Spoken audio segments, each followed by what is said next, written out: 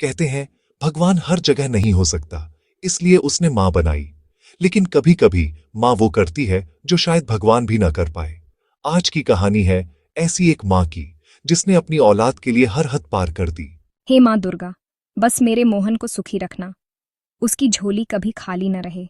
दिया की लौ टिमटिमाती रही। सुशीला देवी का संसार बहुत छोटा था, लेकिन उसमें संतोष की कोई कमी नहीं थी।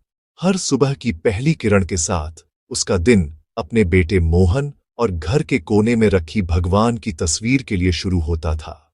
पति का साथ तो सालों पहले ही छूट गया था, पर सुशीला ने अपनी ममता की छांव में मोहन को कभी कोई कमी महसूस नहीं होने दी।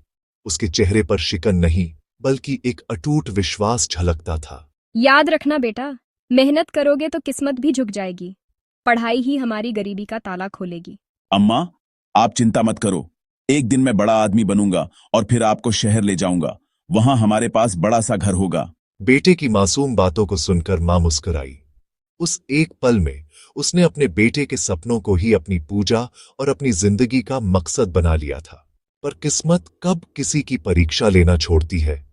उस साल गांव में ऐसी बरसात हुई कि फसलें बर्बाद हो गईं। खाने को अनाज नहीं, कमाने को काम नहीं। सुशीला ने अपनी भूख को छुपा लिया और आखिरी रोटी बेटे की थाली में रख दी। अम्मा, आप खाई नहीं? माँ को भूख नहीं लगती बेटा। जब तू खाता है तब मेरा पेट भर जाता है। वो औरत जो कभी अपने पैरों में पायल पहनती थी, अब उन्हीं पैरों से दूसरों के घरों में झाड़ू लगाती थी। जिन हाथों में कभी मेहंदी रचती थी, वो अब बर्तन मांजते मांजते घिस चुके थे। दिन भर की कड़ी मेहनत के बाद शरीर जवाब दे देता, पर उसका हौसला नहीं टूटता था। उसके चेहरे पर न शर्म थी न थकान, बस एक विश्वास, एक ही धुन। मेरे बच्चे को पढ़ना है, उसे बड़ा आदमी बनाना है। तुम्हारी माँ से कह देना फीस नहीं भरी गई है। अगर अगले हफ्ते तक पैसे जमा नहीं हुए तो तुम्हारा नाम स्कूल से काट दिया जाएगा। ये आखिरी मौका है। उस रात सुशीला देर तक मंदिर में बैठी रही। वो भगवान से कुछ मांग नहीं रही थी, बल्कि खुद से, अपने हालातों से लड़ रही थी। एक आखिरी रास्ता बचा था, पर उसे अपनाने की हिम्मत नहीं हो रही थी। हे भगवान, ये मंगलसूत्र मेरे सुहाग की आखिरी निशानी है। इसे कैसे बेच दूं? नहीं, मेरे बेटे का भविष्य इससे कहीं ज्यादा बड़ा है। उसकी पढ़ाई के लिए मैं 100 सुहाग कुर्बान कर दूं। उसकी कुर्बानी बेकार नहीं गई। मोहन पढ़ता गया, बढ़ता गया। सुशीला की झुर्रियां बढ़ीं, पर उसकी आंखों की चमक कभी नहीं घटी। माँ दुर्गा, तूने मेरी लाज रख ली। वक्त ने करवट ली, और वो मोहन जो कभी नंगे पांव चलता था, अब चमकते जूतों में ऑफिस जाता था। अम्मा, अब आपकी बारी है आराम करने की। बेटा, माँ को आराम नहीं चाहिए, बस तेरी हंसी चाहिए। उस दिन मोहन ने मां के सामने एक छोटा सा डिब्बा रखा। अम्मा, इसे खोलिए। आपने मेरा भविष्य बनाने के लिए जो बेचा था, वो अब मैं आपको लौटा रहा हूं। और उस गले लगाने में था बरसों की थकान का अंत और एक मां की पूजा का फल।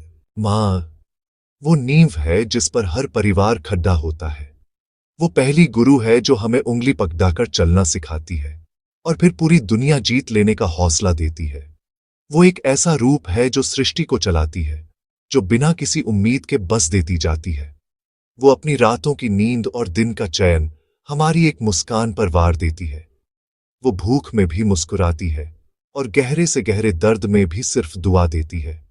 क्योंकि मां सिर्फ जन्म नहीं देती, वो जीवन को सही अर्थ और दिशा देती है।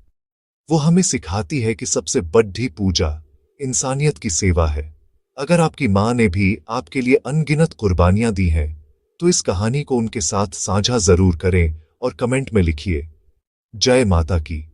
और हमेशा याद रखिए, दुनिया के हर मंदिर, हर तीर्थ से ऊंचा स्थान मां के चरणों में होता है, क्योंकि मां का दिल भगवान के मंदिर से भी